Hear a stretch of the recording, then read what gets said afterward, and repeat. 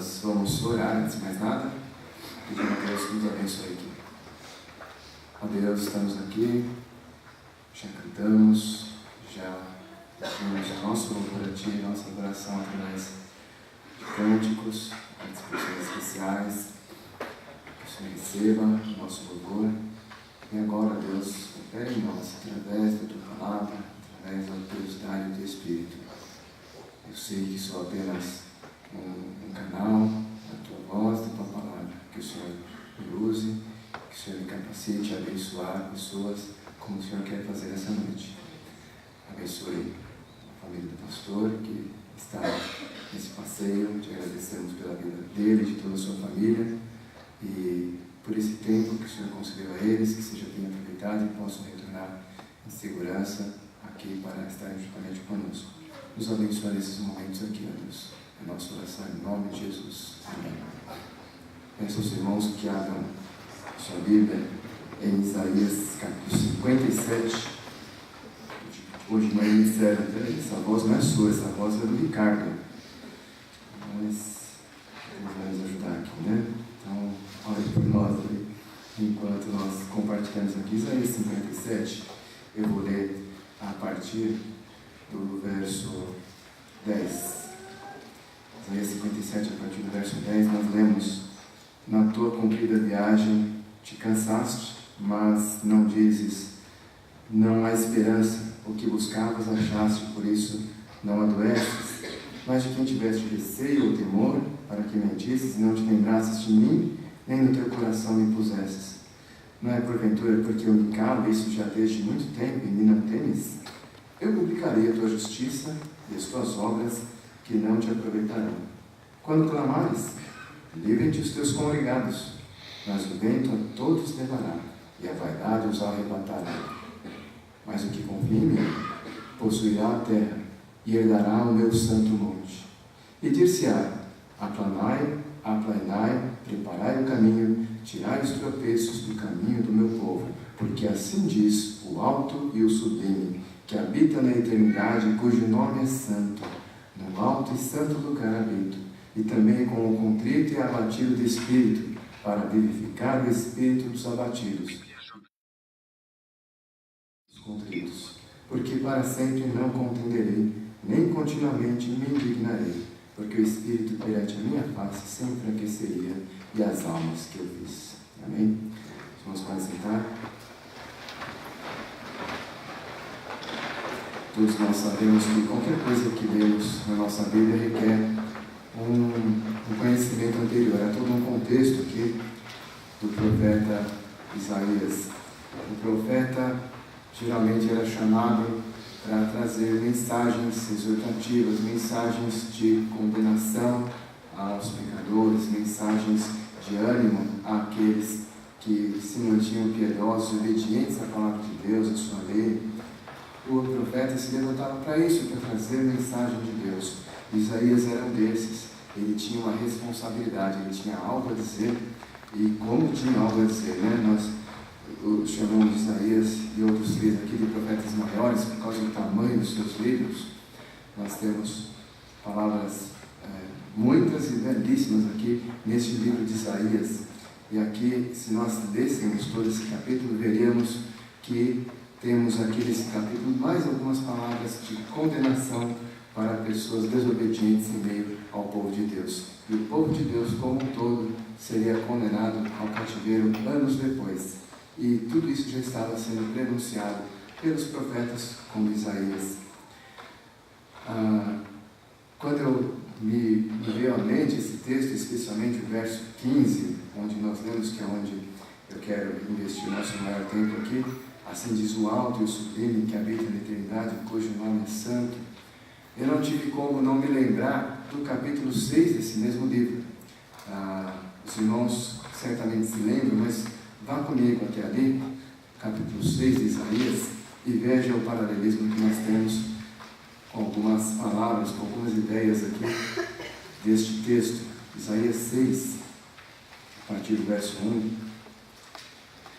Diz ele aqui que tudo isso foi no ano em que morreu o rei Uzias. Eu não sei se Uzias já estava morto, se ele estava em doença terminal, mas foi no ano que ele morreu. que Isaías disse, eu vi. Isaías viu algo, ele vai registrar aqui. No ano em que morreu o rei Uzias, eu vi ao Senhor, assentado sobre um alto e sublime trono, e o seu séquito enchia o templo. Os serafins estavam acima dele, cada um tinha 6 asas, com 2 cobriam seus rostos, com 2 cobriam seus pés e com 2 voavam, e clamavam uns para os outros, dizendo, Santo, Santo, Santo é o Senhor dos exércitos, toda a terra está cheia da sua glória. E o texto vai continuar, mas creio que esses 3 primeiros versos são suficientes para a gente perceber o paralelismo que nós temos entre esses 2 textos, em que Isaías se refere a coisas semelhantes. O interessante aqui em Isaías 6 é ele dizer que ele viu. Eu vi. Temos algumas declarações aqui na nossa Bíblia dizendo que ninguém jamais vê a Deus. E de fato, não seria uma coisa fácil para nós vermos a Deus, né? Eu já me decepcionei várias vezes com máquina fotográfica, né? Às vezes estou num lugar bonito, estou olhando uma bela paisagem e digo, eu tenho que tirar uma foto disso. Então eu tiro a foto e cadê o que eu vi, né? Está tão menor do que aquilo que eu vi, né? Não cabe ali, naquele aparelho, naquela lente, tudo que eu estou vendo. A amplitude daquilo que eu estou vendo e que os meus olhos são capazes de ver é muito maior. Mas eu precisaria de uma visão muito, infinitamente maior para ver ninguém mais, ninguém menos do que Deus. No entanto, Deus se mostra, se manifesta, se revela, e aqui no capítulo 6, esse foi um momento, então, em que Deus, o infinito, o grandioso, aquele que não caberia nos meus olhos, mas de alguma forma ele se fez ver pelo profeta. O profeta disse, eu vi o Senhor assentado no seu trono, uma manifestação visível de Deus, que Deus providenciou para ele em sua misericórdia. E então ele diz lá que era isso que ele via. Eu não tenho muita propriedade para dizer como era o tempo em que Isaías escreveu isso. Imagino que já não fosse um tempo tão bom. Imagino que os melhores anos de Uzias já teriam passado e que a transição para o reinado de Jotão já se iniciara e não seria um reinado tão bom quanto foi o de Uzias nos seus primeiros anos. Imagino que o cenário tenha sido esse. E quando eu penso nisso, eu lembro do cenário que nós temos na nossa história hoje, não só no nosso país, mas no mundo, em tantas coisas que nós vemos. Mas vamos falar do nosso país, né? Nossas instituições, tudo o que tem acontecido e esses fatos que têm nos desapontado, as instituições que esperávamos que funcionassem de determinado jeito e que nos trouxessem determinados resultados, mas eles não acontecem. Vemos impunidade e isso nos entristece e é isso que nós vemos. Nós levantamos a nossa cabeça e é isso que vemos. Estamos conversando com amigos e é sobre isso que conversamos. Ligamos a TV e é isso que nós vemos. Abrimos um site qualquer na internet e é isso que nós vemos. Mas eu não sei o que Isaías tinha para ver lá na realidade dele. Mas em meio a toda aquela realidade de Isaías, ele diz, eu vi o Senhor. Eu vi o Senhor assentado no seu trono, um trono alto, sublime. Eu vi o Senhor alto e sublime no seu trono. E os serafins clamavam, Santo, Santo, Santo é o Senhor dos exércitos.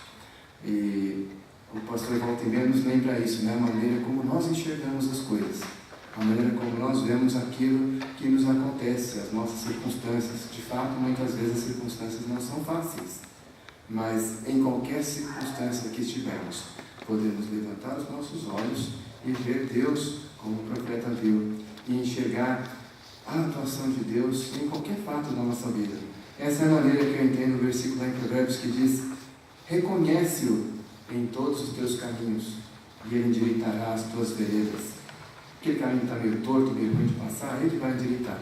Está difícil, não está fácil, né? Está parecendo um labirinto, está terrível, mas Deus está ali. Deus está ali para abrir aquele caminho. E eu tenho que lembrar que Deus está ali.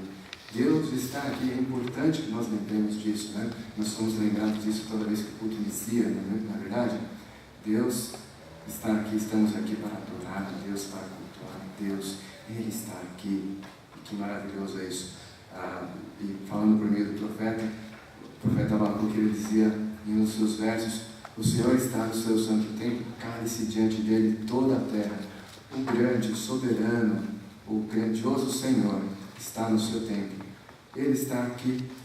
Isaías disse que ele viu.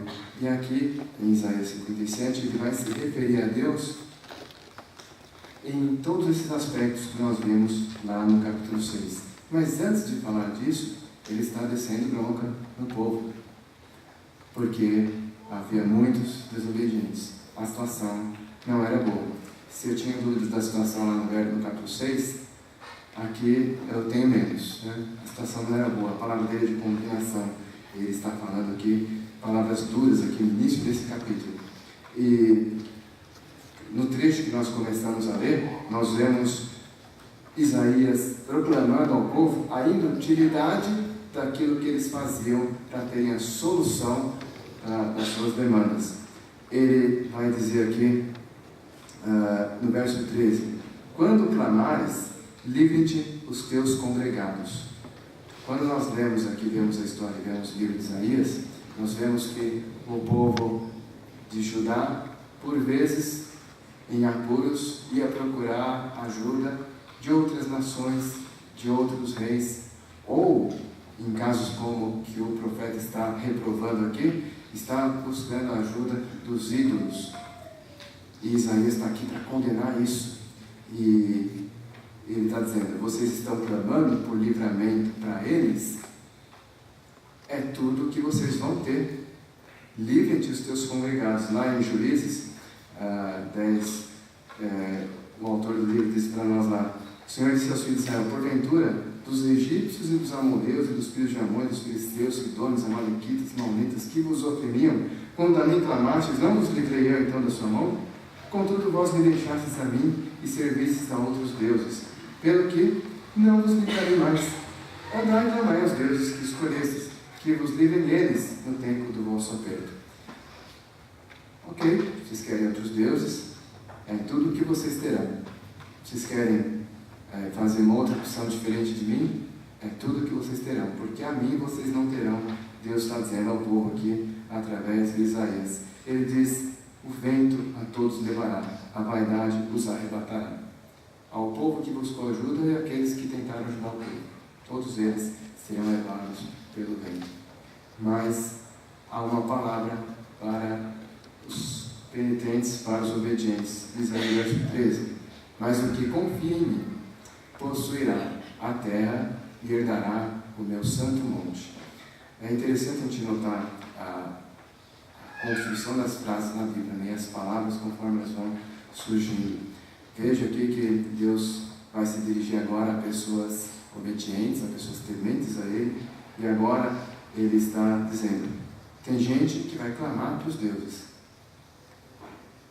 falsos, mas tem gente que vai clamar a mim, vai confiar em mim. Para esses, diz Deus, estes, em primeiro lugar, ele diz que eles possuirão a terra. O que confia em mim possuirá a terra. Então devemos observar aqui que Deus promete para essas pessoas que o temem, para essas pessoas obedientes, a providência dele para eles tomarem o melhor rumo possível na sua vida, vamos dizer assim, secular. Eu já aprendi a não fazer uma grande separação entre secular e sagrado, né? Mas aqui de momento é necessário fazermos essa separação por causa das duas palavras que estão aqui, porque diz aqui Deus: o que confia em mim possuirá a terra. A terra era a coisa mais preciosa que alguém poderia ter. Eu já li um livro parte de um livro chamado A História da Riqueza do Homem, e ele aborda justamente isso. Hoje, riqueza é ter dinheiro numa conta bancária. Um dia já foi ter dinheiro num cofre. Um dia já foi ter ouro em algum aposento escondido da casa. Hoje, mais do que ter dinheiro, papel moeda, é ter uns numerinhos lá no sistema do banco, né? A gente nem vê o dinheiro, né? A gente nem vê o dinheiro chegar aqui, ele já foi pagar a conta, né? Ali no celular, né? Então, a forma das coisas mudou. E a forma das coisas aqui nos tempos bíblicos, era a terra. A terra era a coisa mais preciosa que alguém poderia ter.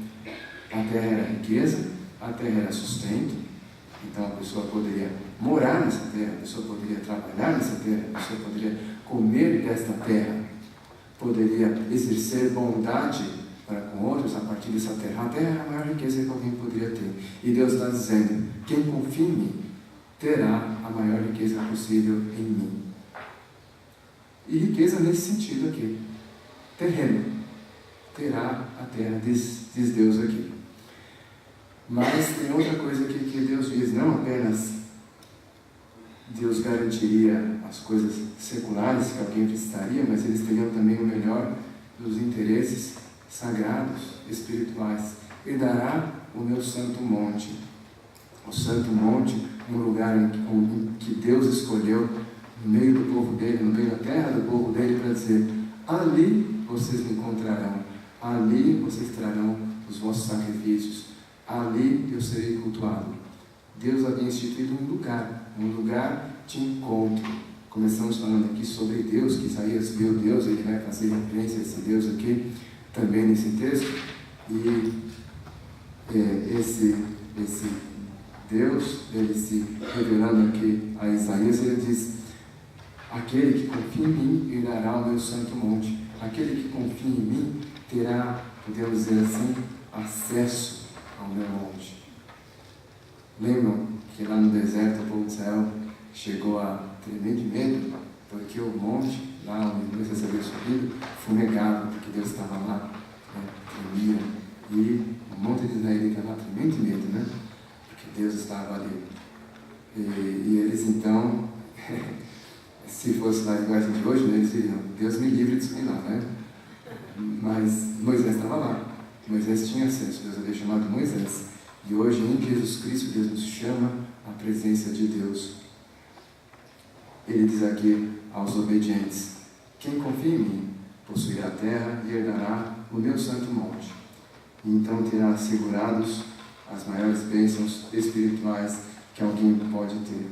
E não somente isso, desfrutarão das alegrias do povo de Deus nessa terra, numa terra em que poderão trabalhar, se alimentar, abençoar outros, e enquanto fazem assim, aguardando uma nova terra, um novo futuro, uma nova realidade eterna com Deus.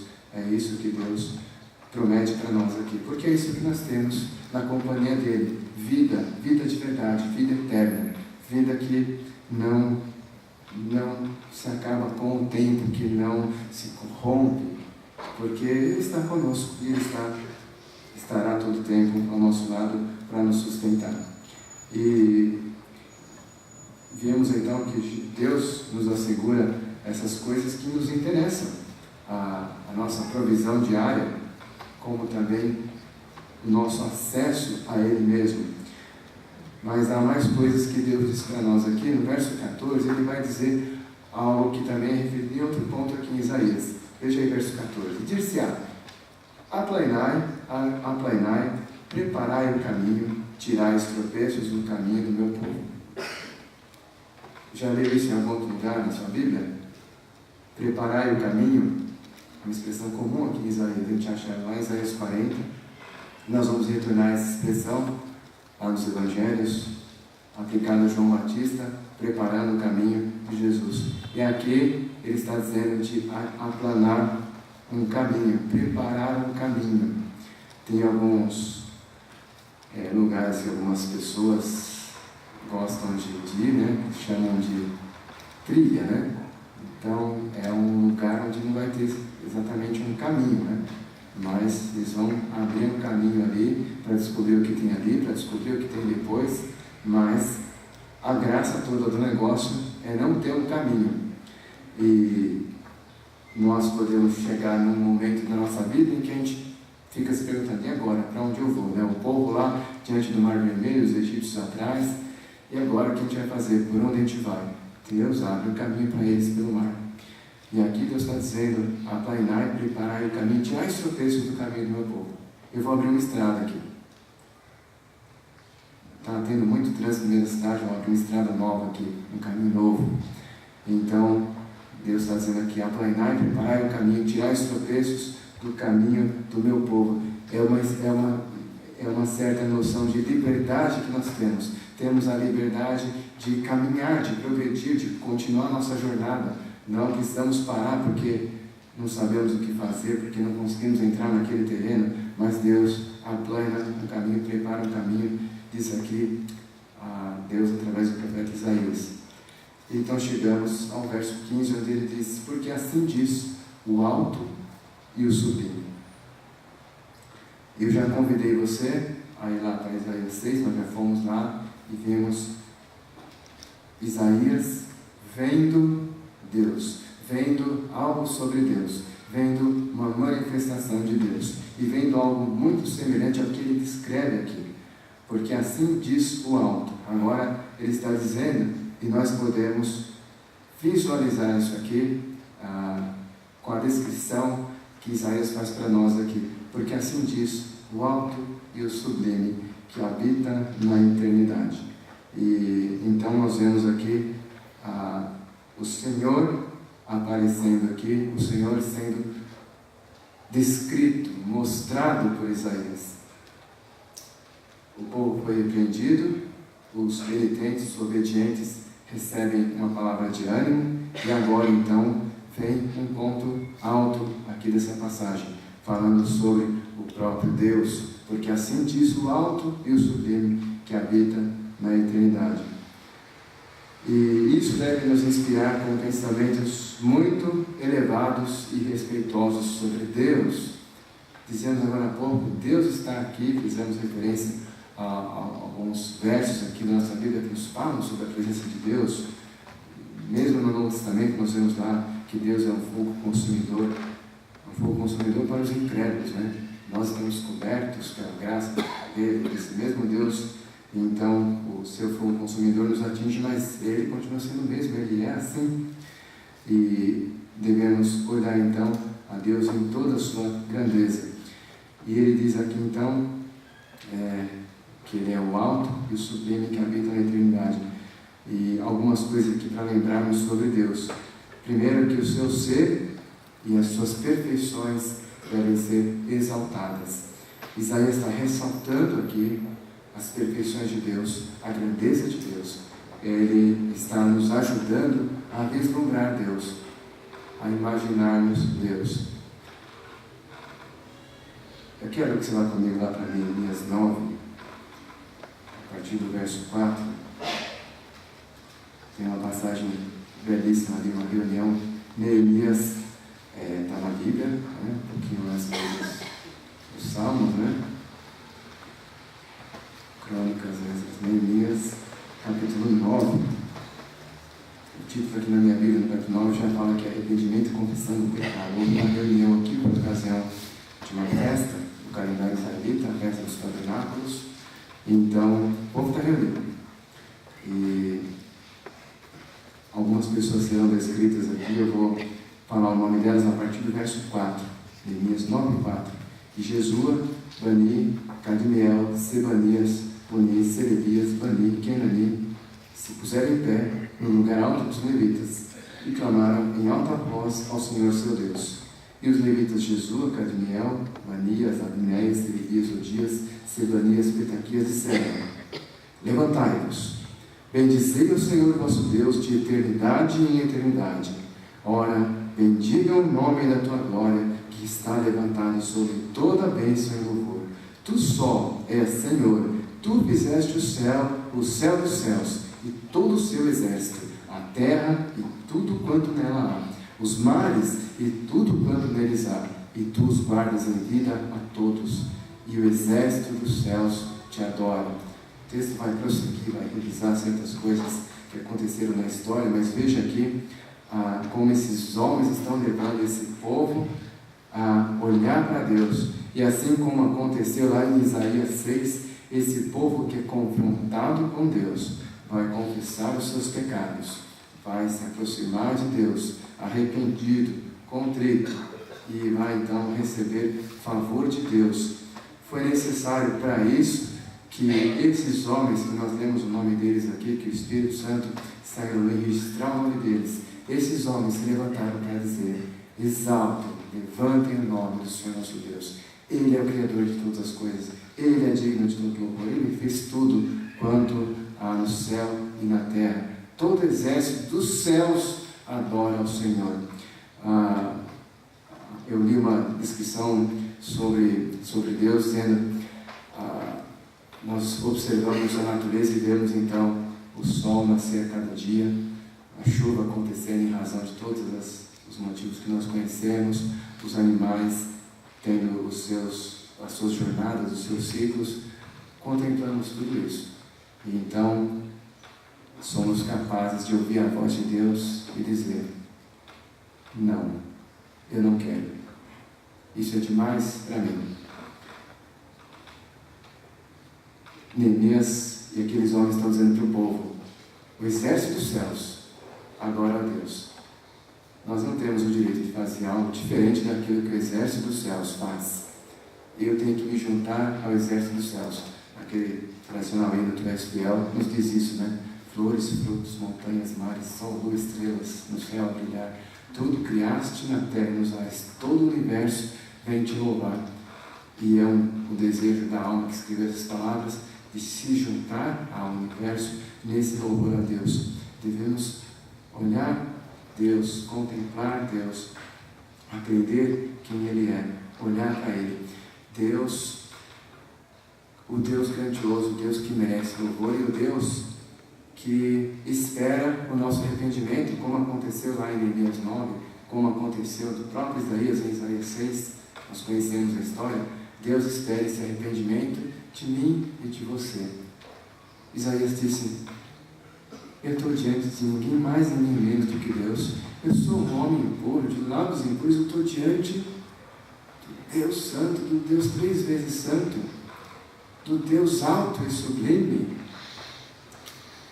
E esse texto que nós estamos considerando aqui, em Isaías 57, também vai trazer uma ideia semelhante daqui a pouco para nós. Mas veja aqui que é importante que nós contemplemos Deus, que não tiremos Deus de nossa vista,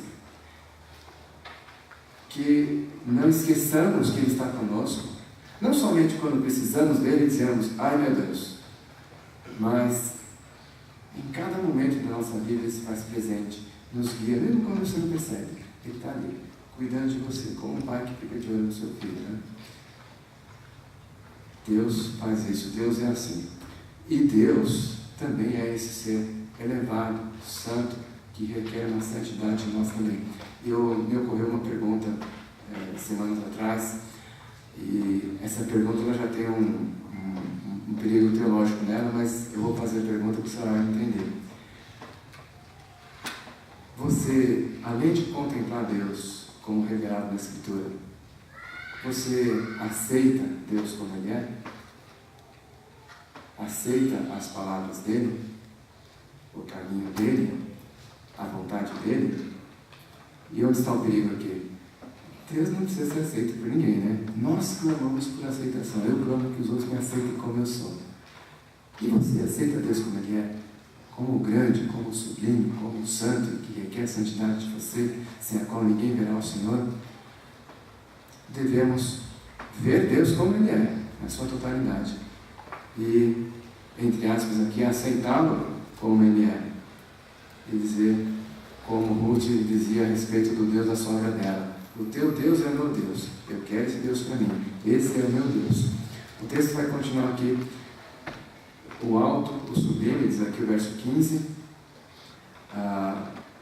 que habita na eternidade. Deus não está sujeito ao tempo, Ele habita na eternidade. Ele sempre esteve onde Ele está agora. Ele nunca precisou se mudar. Eu já me mudei algumas vezes, né? De residência. Mas Deus nunca precisou mudar de residência. Ele sempre esteve no mesmo lugar. Ele não tem idade, começo de dias. Deus, o eterno. Devemos ver Deus assim. É esse Deus que cuida de nós e a quem nós devemos reverência, e a quem nós devemos arrependimento e santidade. E ele continua dizendo: o alto sublime que habita na eternidade, cujo nome é santo. Já ressaltamos aqui a santidade de Deus. Num alto e santo lugar habita. Já vimos Deus? Já vimos a altura dele? Já vimos o quão sublime Ele é? O quão elevado Ele é? Então esse mesmo Deus diz para nós, o seu povo: eu habito num alto e santo lugar.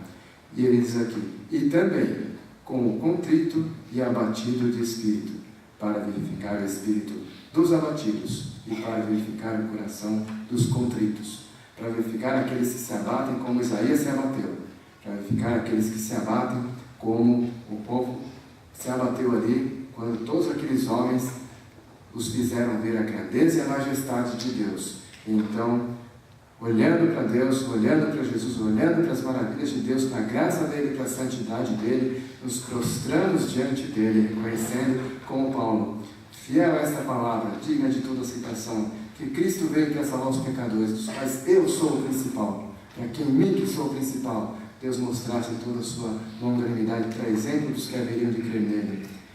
Eu devo me aproximar assim do meu Deus. Eu devo ter essa atitude, essa resposta em relação à minha visão do meu Deus. Ao ser apresentado diante de Deus, não há como ter outra atitude. E se assim for, então Deus diz, com esse eu habito. Ele não habita com os soberbos, com os orgulhosos. No Sermão do Monte, nós vemos lá Jesus nos ensinando a orar, no capítulo 6. Todo o capítulo 6 nos ensina sobre oração, sobre buscar o reino de Deus e a justiça através da oração. Ele vai falar sobre coisas que nós podemos fazer, como dar esmolas, e vai nos ensinar a orar, vai nos dar a oração modelo, lá em Mateus 6. E então, antes de dar a oração modelo, ele diz, vocês não devem orar como os hipócritas. Os fariseus, por exemplo, eles vão até a praça da cidade e diz, ó Senhor, e ali no meio da praça, ele diz o texto ali, para serem vistos pelos homens. Mas tu, quando orares, entra no teu aposento, fecha a porta do teu quarto, e teu pai que te veio em culto te recompensará.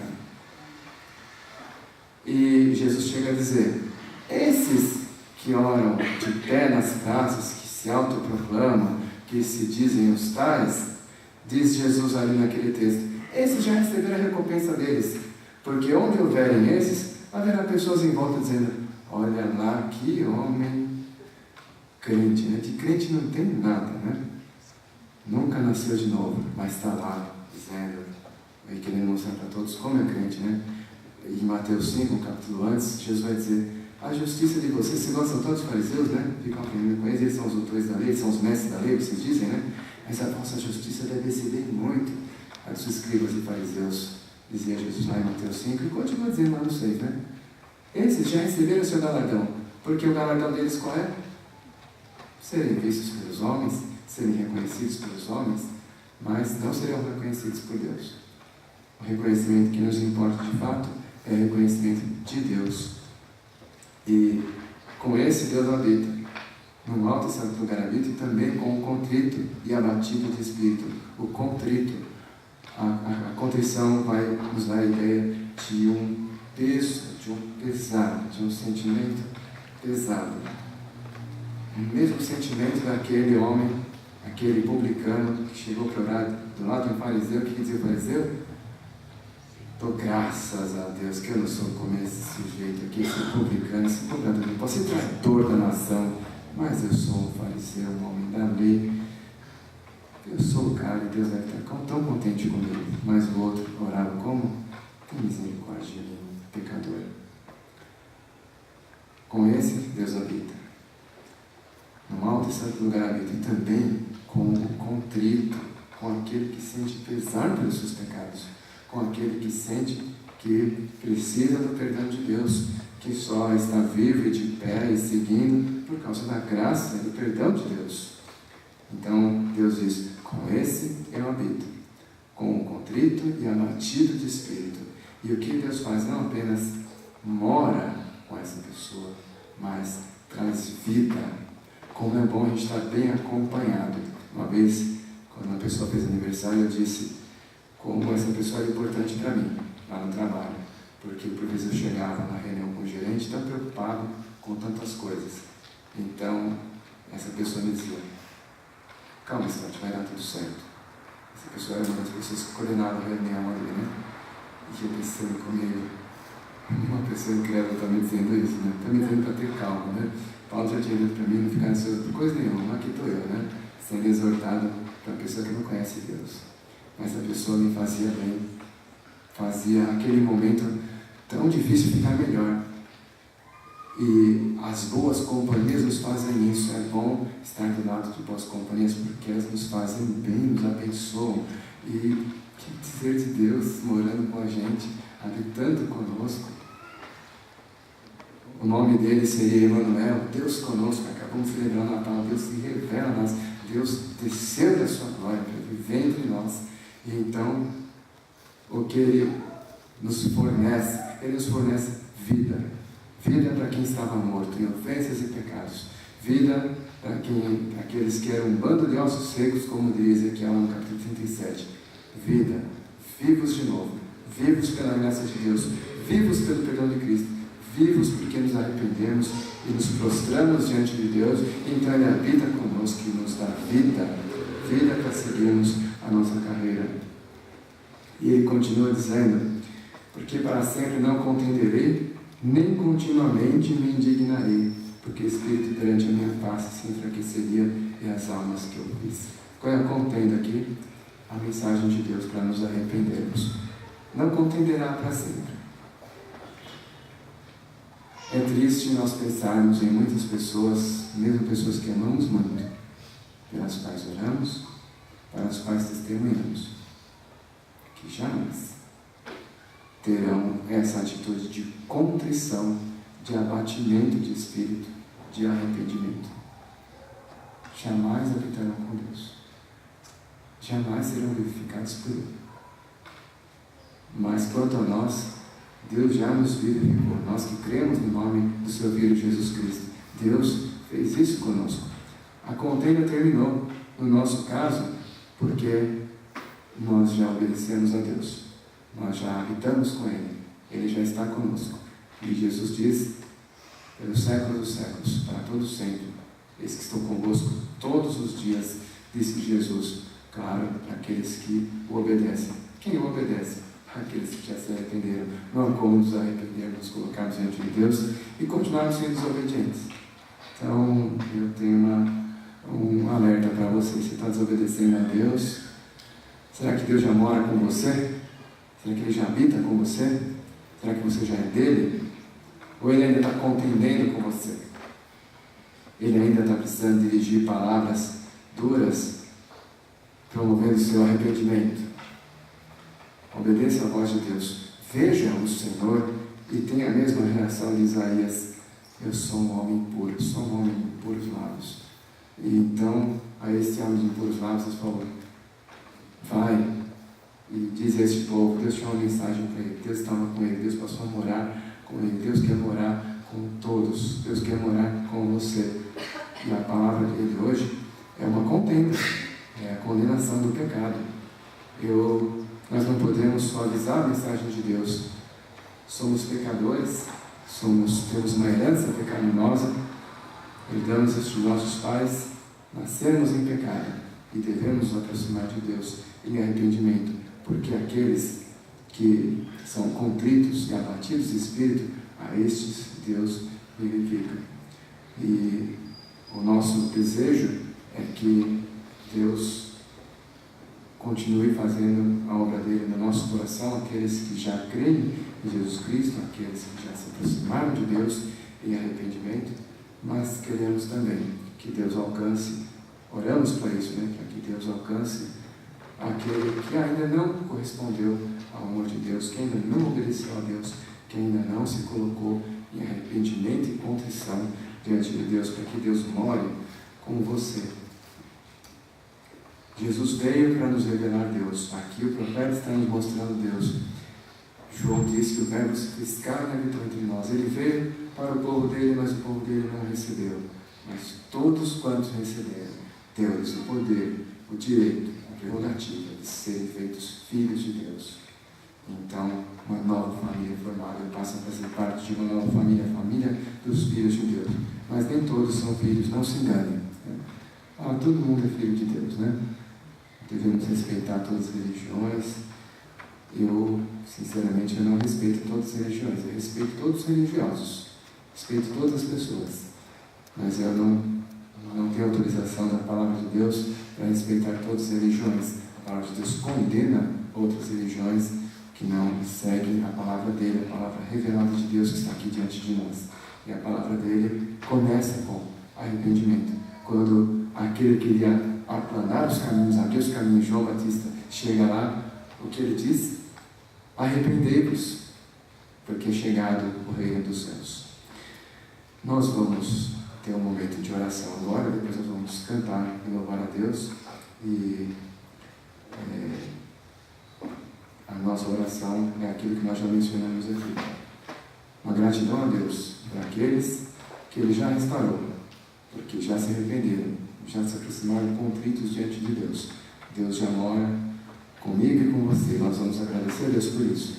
E também pedir a Deus que fale ao seu coração, não somente agora, mas continue a falar ao seu coração através da palavra dEle, através do Espírito dEle.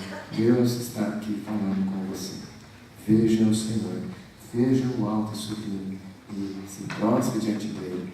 Ele tem poder para salvar, Ele não tem poder apenas para me condenar com a ira dEle, mas Ele tem poder para me salvar dessa ira. Vamos orar. Ó Deus, eu te agradeço por essa oportunidade que o Senhor me dá de compartilhar da Tua Palavra. Como é bom aprendermos a Tua Palavra e da maneira como o Senhor nos permite te ver na Tua Palavra, ver essas manifestações Tuas na Tua Palavra, reconhecer ao Senhor nos fatos da nossa vida. Te agradeço, ó Deus, porque a Tua graça me alcançou. O Senhor já me fez aproximar de Ti arrependido. E o Senhor já me salvou. E eu sou grato a Ti por isso.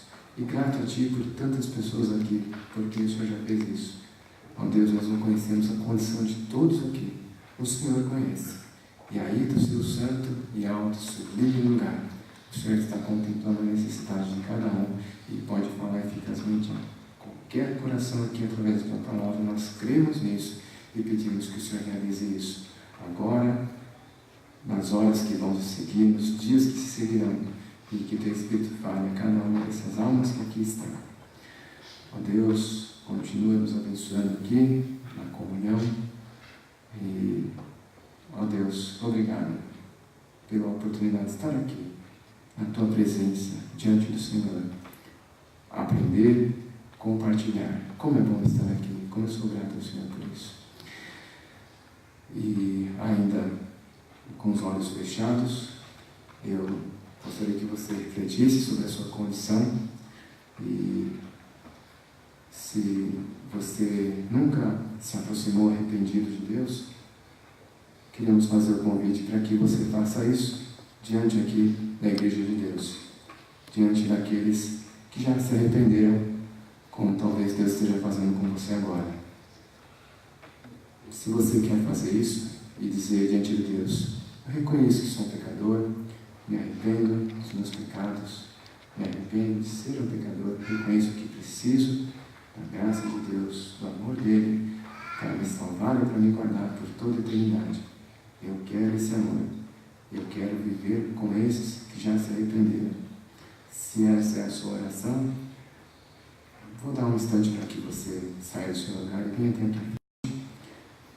Ou alguém com quem Deus por algum motivo te falou e você quer orar e chegar aqui à frente, fique à vontade.